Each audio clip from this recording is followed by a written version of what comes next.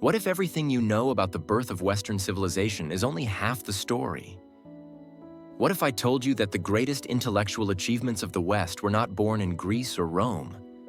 For generations, we've been taught that philosophy, mathematics, and science were gifts from ancient Greece, the cradle of Western thought. But beneath this familiar narrative lies a deeper truth that changes everything we thought we knew.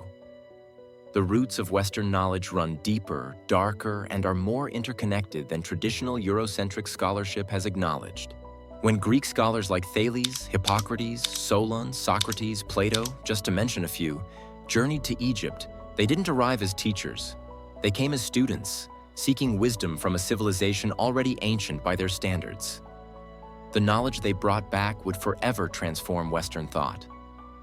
2,000 years before Aristotle contemplated the cosmos, Egyptian scholars were already mapping the stars with astonishing precision.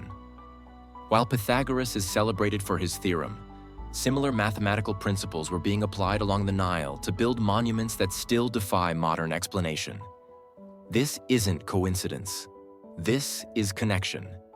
Yet the Egyptian origins of these ideas have been systematically erased from our historical narratives. Why did this happen? What does it mean for our understanding of human achievement?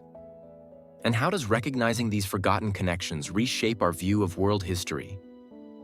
Let's embark on a journey across time, from the banks of the Nile to the shores of the Mediterranean, to examine the origins and transmission of knowledge that formed the foundations of Western civilization. This isn't just about setting the historical record straight. It's about understanding how human knowledge truly evolves. History is not a single thread. It is a vast tapestry, woven with the contributions of many civilizations.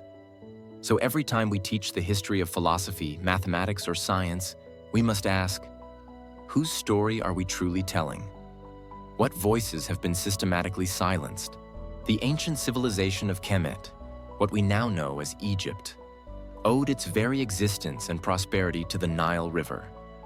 This life-giving waterway dictated the rhythm of Egyptian life, from the annual floods that fertilized the land to its role in trade and transportation. The historical timeline of this remarkable civilization stretches from the early dynastic period around 3100 BCE to the late period, which ended with the 7th century CE Persian conquest in 343 BCE.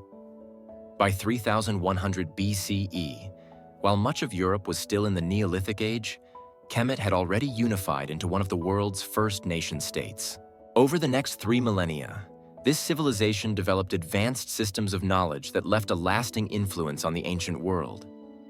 Unlike later societies that compartmentalized learning, Egyptian scholars approached knowledge as an interconnected whole, with their educational system built on several key principles. 1. Integrated learning. Education wasn't about rote memorization. It was about understanding fundamental principles that connected different domains of knowledge. Second, institutional transmission. Knowledge was carefully preserved and passed down through generations of priests and scholars. Third, philosophical practical integration. Theoretical understanding was always paired with practical application. At the heart of ancient Egyptian thought lay the concept of ma'at, a multifaceted principle embodying truth, order, harmony, law, morality, and justice. Ma'at represented the fundamental order of the universe, a cosmic blueprint that Egyptians believed should guide all aspects of life. The 42 ideals of Ma'at, a set of ethical guidelines, illustrate the sophisticated moral code that underpinned Egyptian civilization. By 3000 BCE, Egyptians had developed a sophisticated writing system alongside remarkably advanced mathematics that predated Greek achievements by millennia. While mainstream history often credits the Greeks as mathematical pioneers, substantial evidence reveals that ancient Egyptians had mastered complex mathematical concepts long before Greek scholars traveled to Egypt to study these very principles. The Rhind Mathematical Papyrus, 1650 BCE, discovered in 1858, stands as one of Egypt's most comprehensive mathematical documents. This instructional text contains 84 sophisticated problems demonstrating mastery of arithmetic, algebra, and geometry. Problem 56 is particularly significant as it calculates pyramid slopes using principles remarkably similar to what would later be termed trigonometric ratios, over 1,000 years before Greek trigonometry emerged. The Moscow Mathematical Papyrus, 1850 BCE, contains the revolutionary formula for calculating the volume of a truncated pyramid, a frustum, where A and B represent base and topside lengths, and H denotes height. This formula demonstrates an advanced understanding of three-dimensional geometry approximately 1,500 years before Euclid, who is falsely celebrated as the father of geometry despite studying in Egypt. The Berlin Papyrus, 1800 BCE, contains two remarkable problems involving simultaneous equations, one of the second degree, showing that Egyptians had developed algebraic methods to solve complex equations with multiple unknowns centuries before similar techniques appeared in other civilizations. The Reisner Papyrus, 1850 BCE, focuses on detailed volume calculations for various architectural elements, providing precise instructions for determining the volumes of granaries and other structures, essential knowledge for the massive building projects that defined ancient Egyptian civilization. Mathematician Richard Gillings, in his groundbreaking work, Mathematics in the Time of the Pharaohs, 1972, documented how Egyptian mathematical techniques demonstrated conceptual similarities with modern mathematical functions, though expressed through different notation and methodology. These mathematical achievements weren't merely theoretical exercises, but practical tools that enabled the construction of architectural wonders with astonishing precision. The mathematical legacy of ancient Egypt represents one of history's greatest intellectual achievements, one that has been systematically marginalized by Eurocentric historical narratives, despite providing the foundation upon which Greek mathematics was later built. By 2500 BCE, Egyptian engineers created structures with precision that challenges modern understanding. The Great Pyramid of Giza stands as the pinnacle of this expertise, with a base level to within 2.1 centimeters across its entire 13.1-acre footprint, a deviation of less than 0.02%. The pyramid's alignment to true north is accurate to within 0.05 degrees, requiring sophisticated stellar observation techniques, and the three main Giza pyramids mirror Orion's belt with remarkable accuracy, as Robert Bauval demonstrated in the Orion Mystery. Construction methods remain partially mysterious. Limestone blocks averaging 2.5 tons were cut with seams less than 0.5 millimeters wide, while granite blocks in the King's Chamber, weighing up to 80 tons, were finished with tolerances rivaling modern machining. Engineer Christopher Dunn's measurements show the granite coffer was crafted with a precision of 0.01 inch, challenging even for modern diamond-tipped tools. Primary evidence of their methods exists in the 12th dynasty Tomb of the Two Brothers papyri, showing geometric techniques for establishing perfect right angles using water-filled trenches and measuring cords. The logistics were equally impressive, as revealed in the 4,500-year-old Merer journal discovered at Wadi al-Jarf by Pierre Tallet, documenting the sophisticated coordination of materials and labor. These achievements established engineering standards that would not be surpassed for millennia, fundamentally challenging our understanding of ancient technological capabilities. The Edwin Smith Papyrus, 1600 BCE, attributed to Imhotep, the first polymath in recorded history and the true father of medicine, stands as one of humanity's oldest medical texts and reveals ancient Egypt's remarkably advanced understanding of medicine and surgery. This 4.68-meter-long document contains detailed descriptions of 48 trauma cases, organized systematically from head to foot, the world's first known example of organized traumatology.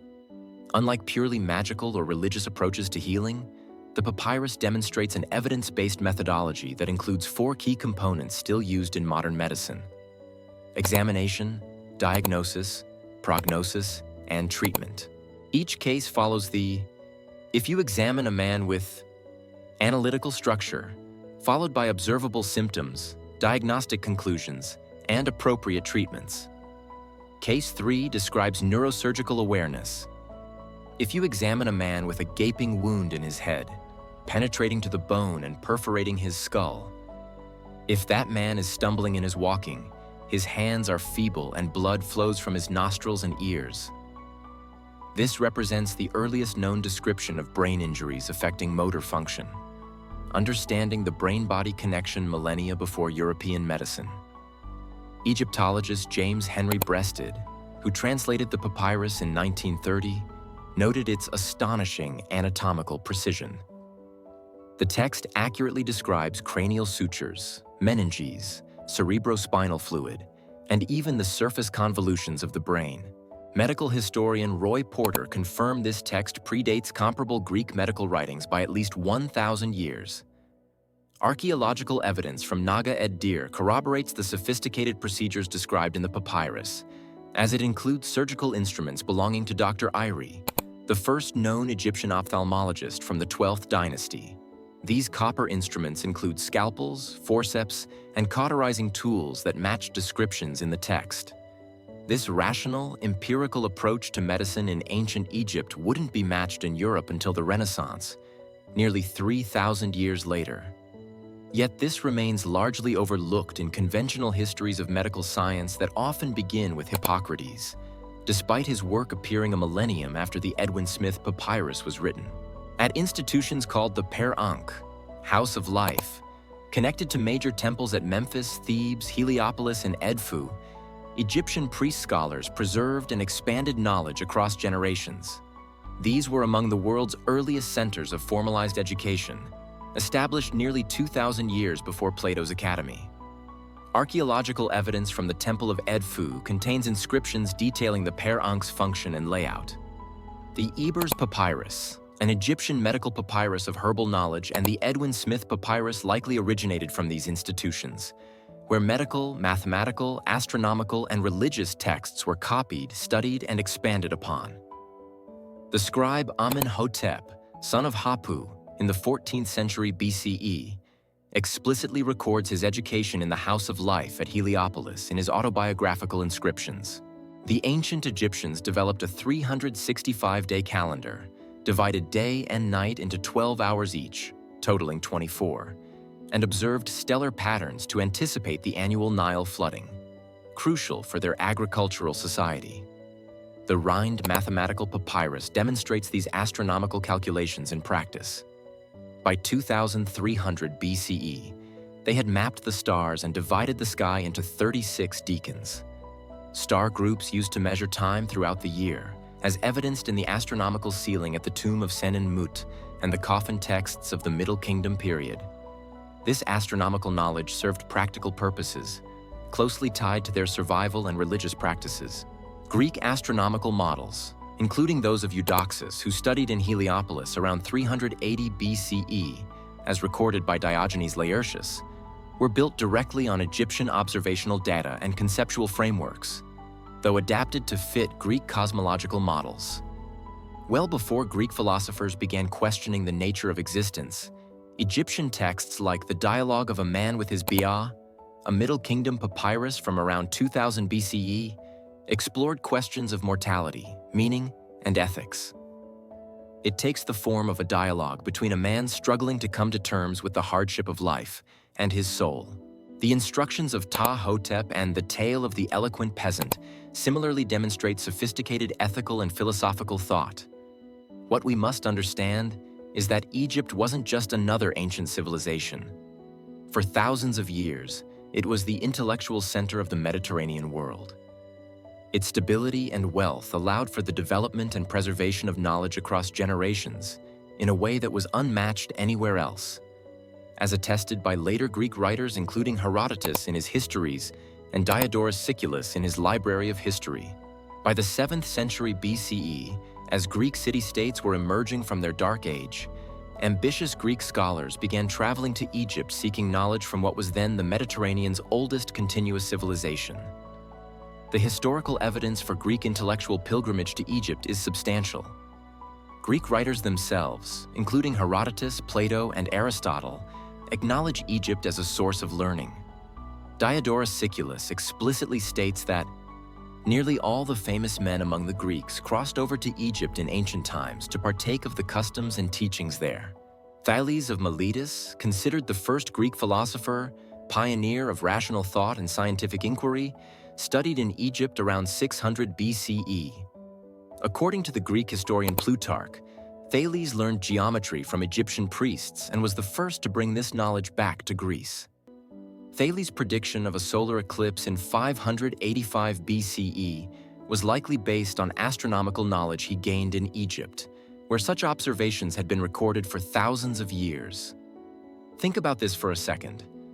How could a Greek thinker, from a land with no established tradition of astronomical records, make such a precise prediction? The answer may lie in Egypt, where generations of priests had studied the skies, recording celestial cycles for millennia. Did Thales carry this wisdom back to Greece, passing it off as his?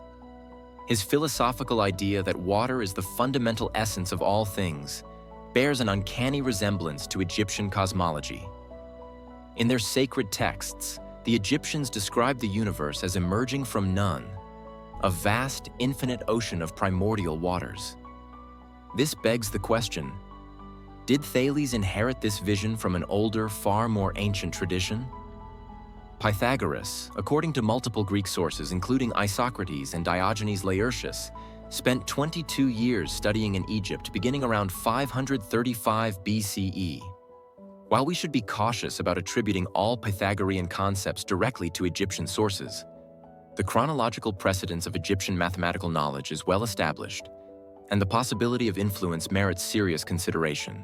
The evidence lies within the Berlin Papyrus, a remarkable Egyptian text dating to 1900 BCE. Not only does it contain medical knowledge, including the world's first recorded pregnancy test, but hidden within its mathematical problems is one involving a 6-8-10 right-angled triangle. A full 1,500 years before Pythagoras drew his first breath, the Egyptians had already understood the fundamental relationship of right-angled triangles. Solon, the great Athenian lawgiver who reformed the foundations of Greek democracy, traveled to Egypt seeking wisdom according to Plato's Timaeus and Critias. Plato recounts how Egyptian priests once told Solon, "O Solon, Solon, you Greeks are always children, and there is no such thing as an old Greek." It was a humbling revelation. The priests explained that the Greeks were young, not in age, but in knowledge.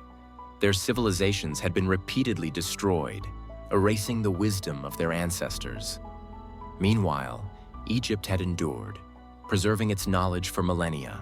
What secrets did the Egyptians share with Solon? Did they tell him of lost civilizations, buried beneath the sands of time? Did they whisper of an age before Greece, when mighty kingdoms rose and fell, their stories fading into myth? Plato, centuries later, would recount this moment in his Timaeus. He would write of Solon's awe at Egypt's vast history, of his realization that Greece was not the first great civilization, but merely one in a long-forgotten cycle. Plato himself, in his writings, acknowledges his education in Egypt. Ancient sources mention him visiting Egypt, learning from Egyptian priests, guardians of knowledge thousands of years older than Greece itself. In his dialogues, he repeatedly references Egyptian priests as the source of his philosophical and mathematical understanding. In Phaedrus, he attributes the invention of writing to the Egyptian god Thoth. In Republic, he mentions Egyptian musical traditions. In Timaeus and Critias, he relates Egyptian accounts of ancient history. While the extent of Plato's direct exposure to Egyptian thought remains debated among scholars, his writings demonstrate awareness of and respect for Egyptian knowledge. These Greek travelers didn't hide their Egyptian education. They acknowledged it openly. Herodotus writes, "The names of nearly all the gods came to Greece from Egypt." He also describes numerous Egyptian customs, religious practices, and achievements with admiration. Aristotle states, "Mathematical arts first originated in Egypt," acknowledging Egypt's early contributions to mathematics. Diodorus Siculus explicitly states that nearly all the famous men among the Greeks crossed over to Egypt in ancient times to partake of the customs and teachings there. These acknowledgments from Greek writers themselves provide primary source evidence that Greeks viewed Egypt as a source of ancient wisdom worth studying. In 332 BCE, Alexander the Great's conquest of Kemet was more than a military campaign. It was the first documented large-scale intellectual appropriation in human history. The newly founded city of Alexandria was not just a military outpost, but an intellectual center designed to centralize and redistribute Kemetic knowledge. The Great Library and Museum of Alexandria, established around 295 BCE by Ptolemy I, housed hundreds of thousands of scrolls from throughout the ancient world. Here, Egyptian priest scholars worked alongside Greek philosophers to catalog, translate, and synthesize knowledge spanning millennia. Alexandria became a melting pot where Egyptian wisdom was repackaged in Greek language and conceptual frameworks, making it accessible to the wider Mediterranean world. The scientific and mathematical achievements of Alexandrian scholars like Euclid, Eratosthenes, and Archimedes were within this multicultural concept.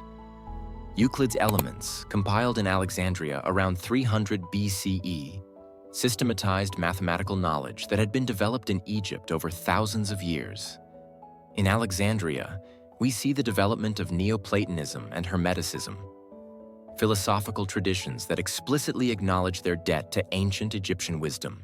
The Corpus Hermeticum, for instance, presents itself as the teachings of the Egyptian god Thoth, called Hermes Trismegistus in Greek, and contains recognizable Egyptian cosmological and philosophical concepts.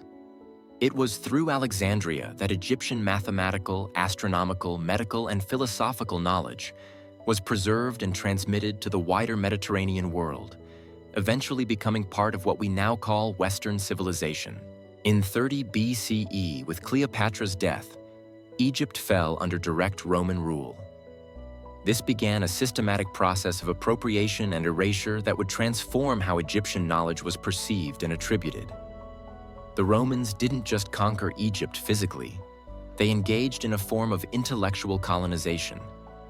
While Romans admired certain aspects of Egyptian culture, particularly its antiquity and architectural achievements, they often encountered Egyptian knowledge through Greek intermediaries. This indirect transmission meant that Egyptian origins of concepts became increasingly obscured over time, with Greek innovators receiving primary attribution. The Great Library of Alexandria suffered multiple destructive events. Julius Caesar's forces accidentally burned part of it in 48 BCE during the Alexandrian War. Emperor Aurelian's forces damaged it around 272 CE during suppression of Queen Zenobia's revolt. And in 391 CE, Emperor Theodosius ordered the destruction of pagan temples, including the Serapeum, which housed many of the remaining scrolls. With each destruction, irreplaceable knowledge was lost, including texts that would have clarified the Egyptian origins of many philosophical and scientific concepts. This wasn't just physical destruction. It was the erasure of an intellectual lineage. As Rome absorbed Greek learning, original sources were sometimes lost while summaries and commentaries remained.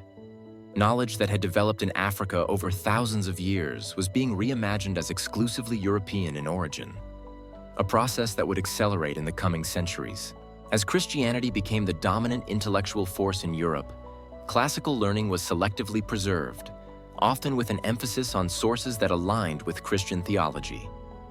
The closure of the Neoplatonic Academy in Athens by Emperor Justinian in 529 CE marked a pivotal moment when works that didn't align with Christian doctrine were often lost or preserved only in fragments.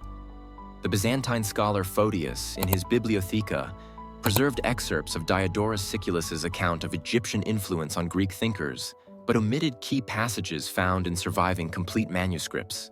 Medieval European scholars primarily accessed ancient texts through Latin translations that often reinforced Roman interpretations, minimizing non-European contributions to classical learning.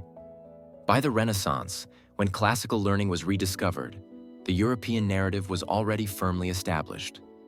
Renaissance artists depicted ancient Greek philosophers as European, creating visual propaganda that reinforced the notion that philosophy and science were exclusively European achievements. This visual whitewashing helped cement the Eurocentric narrative.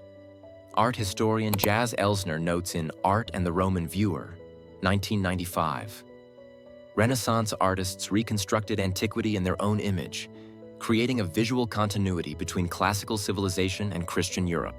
By the 18th century, as European powers expanded colonial control, academic institutions systematically downplayed Africa's intellectual legacy.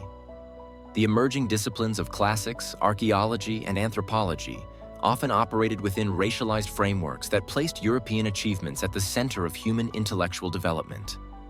The 19th century saw the development of explicitly racial theories that affected academic understanding of ancient Egypt. In 1785, the University of Göttingen established the first modern academic department of classical studies, with founder Christian Gottlob Heyne explicitly framing Greek culture as the foundation of European civilization in his inaugural address. It didn't end there. Friedrich Hegel's Philosophy of History explicitly argued, Africa is no historical part of the world. It has no movement or development to exhibit. Egypt does not belong to the African spirit. In 1854, Arthur de Gobineau published an essay on the inequality of the human races, claiming that everything great, noble, or fruitful in the works of man belongs to one family alone, the white race. Early Egyptology was practiced primarily by European scholars who approached Egyptian civilization through an Eurocentric lens. There was active resistance to acknowledging the African nature of ancient Egyptian civilization, despite clear geographical and cultural evidence. Samuel George Morton's Crania Egyptiaca in 1844 used pseudo-scientific skull measurements to argue Egyptians were not Africans despite Egypt's location in Africa. The British archaeologist Flinders Petrie wrote in 1939, "The Egyptians were the intellectual leaders of the world. It is certain that the white race entered Egypt from the north." Meanwhile, Carl Richard Lepsius, founder of German Egyptology, classified ancient Egyptians as Caucasian in his 1849 publication, Letters from Egypt, Ethiopia, and the Peninsula of Sinai. As late as 1968, the Encyclopedia Britannica entry on philosophy stated, "Philosophy as we understand it is a Greek creation, without mentioning Egyptian influences acknowledged by the Greeks themselves.